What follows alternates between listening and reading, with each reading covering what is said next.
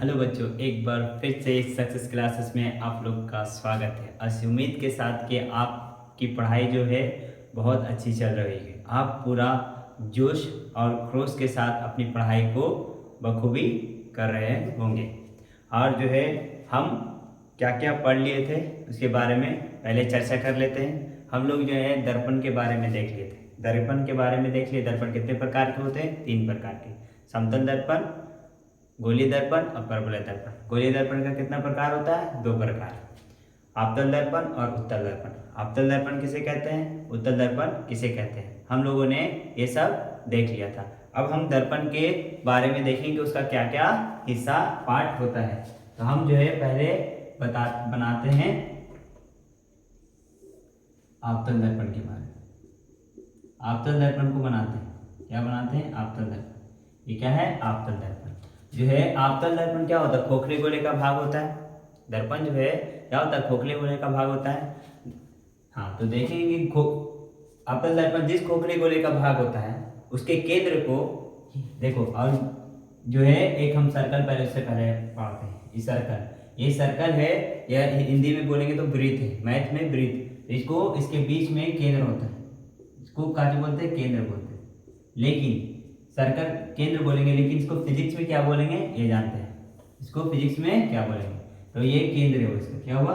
केंद्र हुआ। किसका? वृत्त का। वृत्त का क्या हुआ? ये केंद्र हुआ। ये वृत्त का केंद्र हुआ।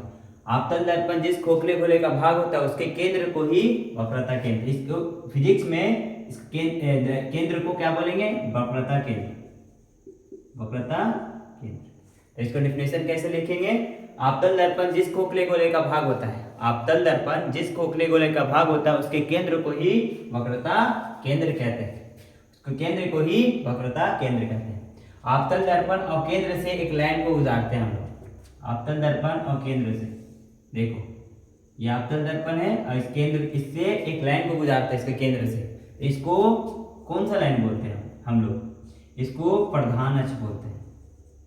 प्रधान अक्ष या फिर क्या बोलते हैं? मुख्य अक्ष। मुख्य अक्ष, प्रधान अक्ष या मुख्य अक्ष।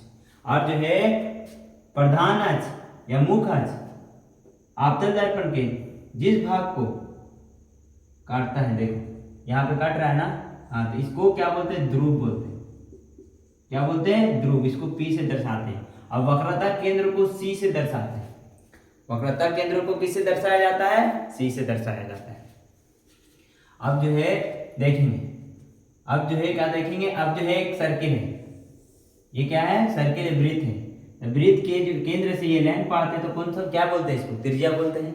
इसको त्रिज्या बोलते हैं। लेकिन ध्रुव और केंद्र से हम एक लाइन इस पार्ट को, इस भाग को वक्रता त्रिज्या बोलते हैं। क्या बोलते हैं? यहां से यहां तक के भाग वक्रता केंद्र और ध्रुव से, वक्रता केंद्र और ध्रुव से, वक्रता केंद्र और ध्रुव के बीच की दूरी को वक्रता त्रिज्या बोलते हैं। वक्रता केंद्र और ध्रुव के बीच की दूरी को वक्रता त्रिज्या बोलते हैं। आ रहा है समझ में? वक्रता त्रिज्या किसको बोलेंगे? वक्रता केंद्र और ध्रुव के बीच की दूरी को वक्रता त्रिज्या कहते हैं। और जो है ये दर्पण के इस वाला भाग, ये हुआ x, x1। दर्पण के चौड़ाई को द्वारक कहा जाता है। दर्पण के चौड़ाई को क्या कहा जाता है? द्वारक कहा जाता है। याद रखिएगा, दर्पण के चौड़ाई को द्वारक कहा जाता है। दर्पण के चौड़ाई को क्या कहा जाता है? द्वारक कहा जाता है। ये हुआ इतना सारा भाग आपको दर्पण के बारे में पढ़ना है। अब हम देखेंगे वक्रता केंद्र किसको बोलेंगे, प्रधान अक्ष किसे बोलते हैं, वक्रता त्रिज्या किसको बोलते हैं, ध्रुव किसको बोलते हैं, द्वारक किसे बोलते हैं। इतना आप उतारो, हम जो है आगे बढ़े। ये उतार लिया। अब देखो एक एक करके इसके भाग को, इसके पार्ट को लिखेंगे। डिफिनेशन पहले लिखेंगे इसके बारे में, वक्रता केंद्र के बारे में। वक्रता केंद्र किसे कहते हैं? किसे कहते हैं? तो जवाब में लिखना, उत्तर में लिखना, दर्पण जिस खोखले गोले का बना होता है, दर्पण जिस खोखले गोले का बना होता है उसके केंद्र को ही वक्रता केंद्र कहते हैं। आगे समझ में? काजी बोला दर्पण वक्रता केंद्र किसे कहते हैं? तो दर्पण जिस खोखले गोले का बना होता है उसके केंद्र को ही वक्रता केंद्र कहते हैं। अब जो है अगला क्वेश्चन तुमसे पूछेगा, क्या? ध्रुव किसे कहते हैं? ध्रुव किसे कहते हैं? उत्तर में लिखना, दर्पण के मध्य बिंदु, एक चीज इसमें छूट गया, पहले इसको डाल देते हैं, एक चीज में छूट गया। हाँ, इसे सी द्वारा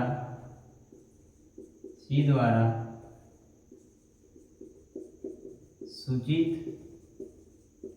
किया जाता है। सी द्वारा सूचित किया जाता है। अब लिखना, क्या? ध्रुव किसे कहते हैं? ध्रुव किसे कहते हैं? उत्तर में लिखना, उत्तर में क्या लिखना? दर्पण के मध्य बिंदु को ही ध्रुव कहते हैं। दर्पण के मध्य बिंदु को ही ध्रुव कहते हैं। ऐसे P द्वारा सूचित किया जाता है, याद रखना, इसे P द्वारा सूचित किया जाता है। तुमसे सवाल पूछेगा कि वक्रता केंद्र किसे कहते हैं? तो वक्रता केंद्र वक्रता केंद्र क्या बोले? जिस दर्पण के खोखले गोले का बना होता है उसके केंद्र को ही वक्रता केंद्र कहते हैं। और ध्रुव किसे कहते हैं? दर्पण के मध्य बिंदु को ही ध्रुव कहते हैं। दर्पण के मध्य बिंदु को ही ध्रुव कहते हैं। इतना उतारो। हाँ, उतर गया। अब देखो,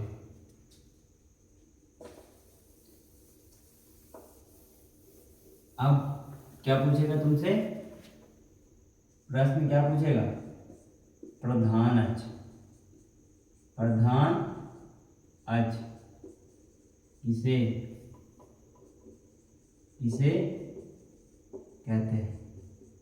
प्रधान अक्ष किसे कहते हैं? प्रधान अक्ष किसे कहते हैं? तो लिखना जवाब, उत्तर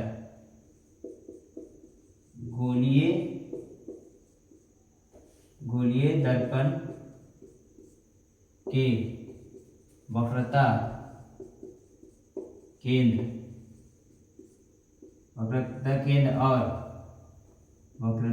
और ध्रुव से होकर जाने वाली रेखा को ही प्रधान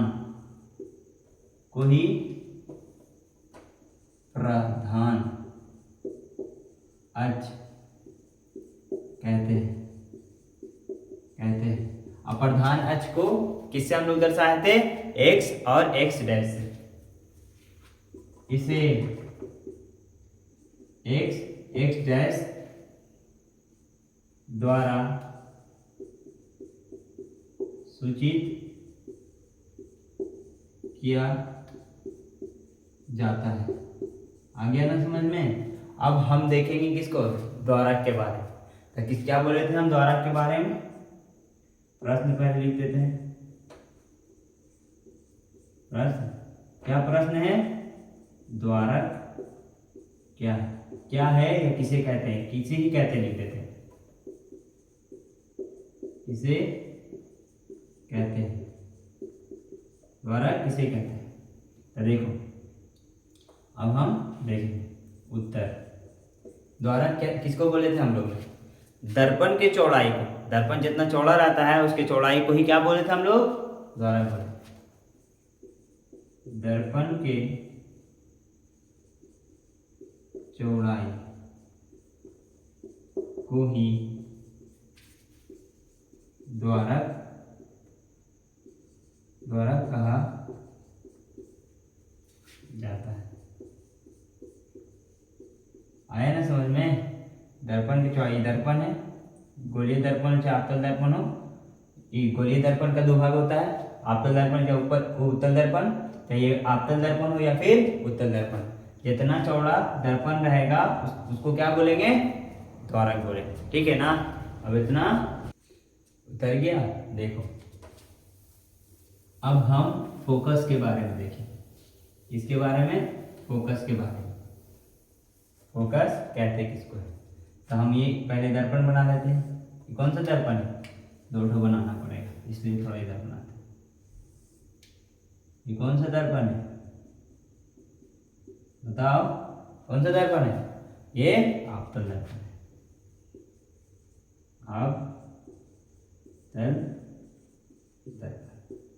अवतल दर्पण। और ये क्या है, ये हम क्या बताते हैं अभी, मुख अक्ष या फिर प्रधान अक्ष, मुख अक्ष या प्रधान अक्ष। और क्या ये क्या बोले थे, वक्रता केंद्र। और ये पी से किसको दर्शाए थे, ध्रुव, ध्रुव से। या देखो प्रधान अक्ष के समानांतर, ये समानांतर हो गया। आ रही प्रकाश की किरण प्रवर्तन के बाद प्रधान अक्ष के जिस बिंदु पर मिलती है या मिलती हुई प्रतीत होती है उसको फोकस बोलते हैं। क्या बोलते हैं उसको, फोकस कहा जाता है। देखो प्रधान अक्ष के समानांतर आ रही प्रकाश की किरण प्रवर्तन के बाद जिस बिंदु पर मिलती है उसे फोकस, प्रधान अक्ष के जिस बिंदु पर मिलती है या फिर मिलती हुई प्रतीत होती है। ये मिल रही है, अभी मिलते हुए प्रतीत होते हैं, हम वो भी आपको दिखाएंगे, वो भी अभी हम आपको दिखाएंगे। ये कौन सा दर्पण हुआ, जल्दी बताओ।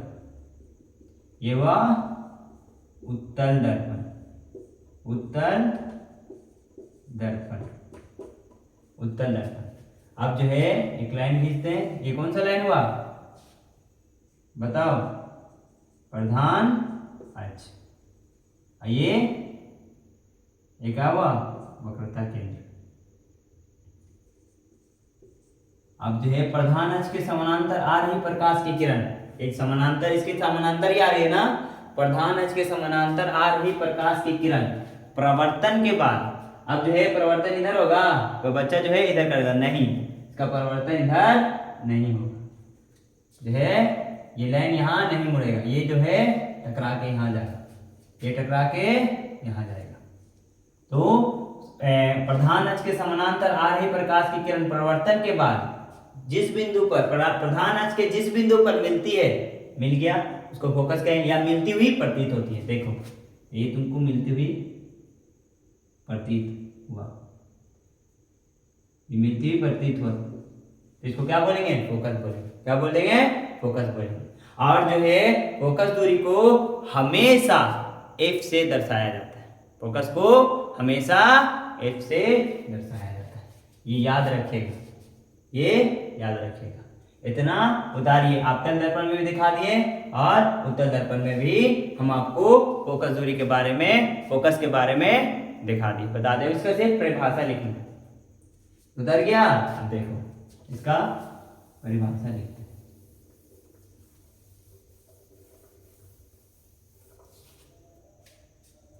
हाँ देखो एक चीज छूट गया, डेफिनेशन हम एक चीज का लिखाना भूल गए, इसको लिख देते हैं अभी। प्रश्न पूछेगा वक्रता त्रिज्या किसे कहते हैं, वक्रता त्रिज्या किसे कहते हैं, इसका जवाब लिखिएगा, इसका जवाब लिखिएगा। गोलीय दर्पण के वक्रता केंद्र और उसके ध्रुव के बीच की दूरी, गोलीय दर्पण के वक्रता केंद्र और उसके ध्रुव के बीच की दूरी को वक्रता त्रिज्या कहते हैं। इसे R द्वारा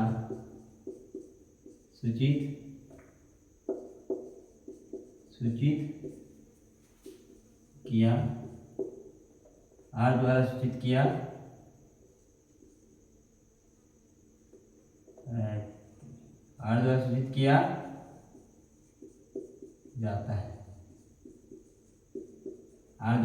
किया जाता है। इसको लिखो, इसको मिटा के हम लिख, हो गया। देखो अब तुमसे एक क्वेश्चन पूछा गया है 2017 में क्वेश्चन पूछा है तुमसे, गोलीय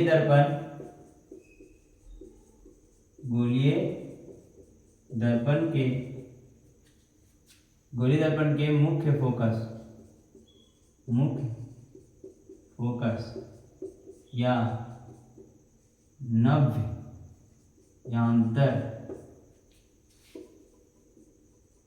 नव्यांतर किसे कहते हैं। कब पूछा गया? 2017 में तुमसे एक क्वेश्चन पूछा गया कि गोलीय दर्पण के मुख्य फोकस या नव्यांतर किसे कहते हैं, तो क्या लिखोगे? तो जवाब हम अपना लिखना, प्रधान अक्ष के समानांतर, गोलीय दर्पण के प्रधान अक्ष के समानांतर, गोलीय दर्पण के प्रधान अक्ष के समानांतर आ रही प्रकाश की किरण प्रवर्तन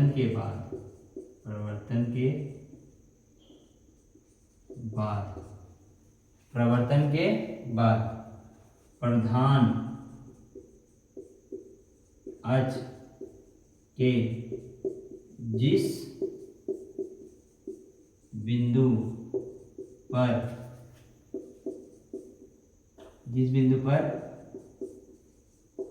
मिलती है या मिलती हुई प्रतीत होती है, उसे फोकस कहते हैं। उसे फोकस कहा जाता है। इसे F द्वारा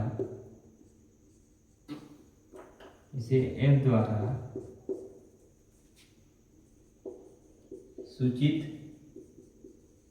किया जाता है। F द्वारा सूचित किया जाता है।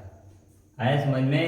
तुमसे 2017 में एक क्वेश्चन पूछा था, जो 17 में एग्जाम दिया था बोर्ड का, बिहार बोर्ड का, गोलीय दर्पण के मुख्य फोकस या नव्यांतर किसे कहते हैं। नव्यांतर भी इसी को कहा है, मुख्य फोकस को। गोलीय दर्पण के प्रधान अक्ष के समानांतर आ रही प्रकाश की किरण प्रवर्तन के बाद प्रधान अक्ष के जिस बिंदु पर पर मिलती है या मिलती हुई प्रतीत होती है उसे फोकस कहा जाता है। फोकस को क्या हमेशा एफ से दर्शाया जाता है। आया ना समझ में? इतना उतारो। उतर गया? देखो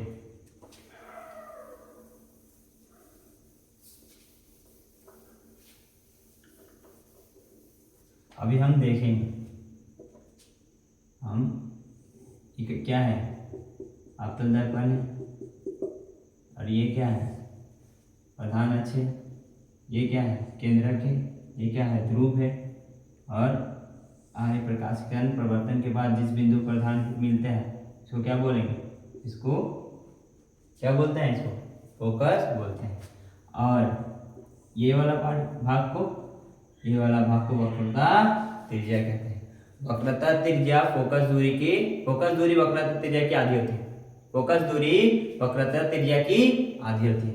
ये देखो ये कितना हुआ, वक्रता त्रिज्या कितना बड़ा है, इतना बड़ा। और फोकस दूरी कितना, यहाँ इतना, यहाँ से यहाँ फोकस दूरी। और वक्रता त्रिज्या जो है फोकस दूरी वक्रता त्रिज्या की आधी होती है। वक्रता त्रिज्या की आधी होती है, मतलब कि F बराबर r/2 या फिर r बराबर 2f। इसको उतारो। अब हम इसके बारे में एक संबंध जो है पूछेगा तुमसे कि F और R में क्या संबंध है बताएं। 5 नंबर का आएगा, लेकिन इससे एक छोटा सा क्वेश्चन बनता है, इसको पहले उतारो। ठीक, देखो तुमसे 2017 में फिर 17 में पूछा गया ये सवाल। फोकस दूरी और वक्रता त्रिज्या में क्या संबंध है, क्या संबंध है, ये 2017 में तुमसे पूछा गया। अब जो है इसका जवाब हमको लिखना है। फोकस दूरी और वक्रता त्रिज्या में, फोकस दूरी और वक्रता त्रिज्या में F बराबर r/2 संबंध है। F बराबर r/2 संबंध है, अर्थात मतलब फोकस दूरी, फोकस दूरी वक्रता, वक्रता त्रिज्या की आधी होती है। ये तुमसे बोर्ड में 2 नंबर का सवाल पूछेगा कि फोकस दूरी और वक्रता त्रिज्या में क्या संबंध है, F और R में क्या संबंध है। तो फोकस दूरी और वक्रता त्रिज्या में ये संबंध है, F बराबर r/2 संबंध है, अर्थात फोकस दूरी वक्रता त्रिज्या की आधी होती है। अब जो है हम इस पे एक नॉमरिकल बना के देखें, हम इस पे नॉमरिकल बनाएंगे। इसको उतारो, उतर गया? देखो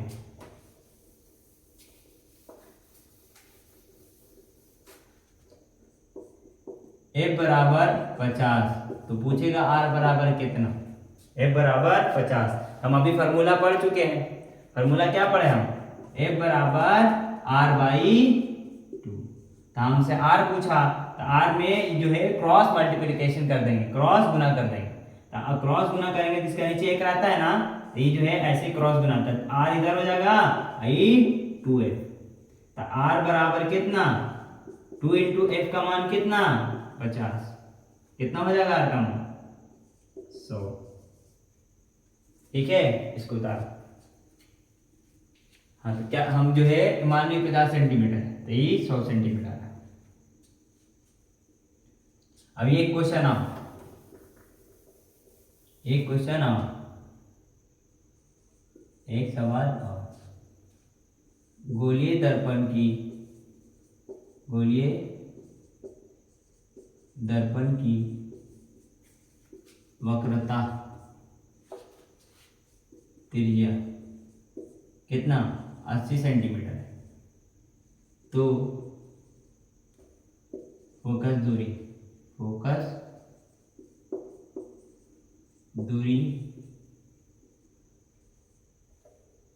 क्या होगा?